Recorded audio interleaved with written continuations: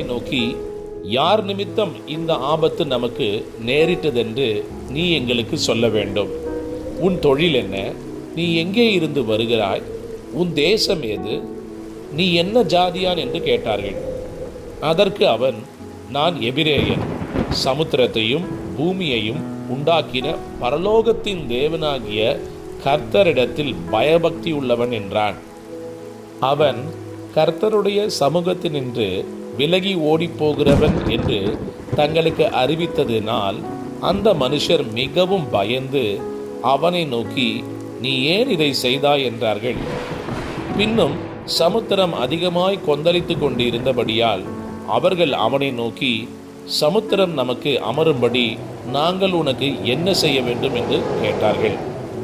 அதற்கு அவன், நீங்கள் என்னை எடுத்து சமுத்திரத்திலே போட்டு விடுங்கள், அப்பொழுது சமுத்திரம் உங்களுக்கு அமர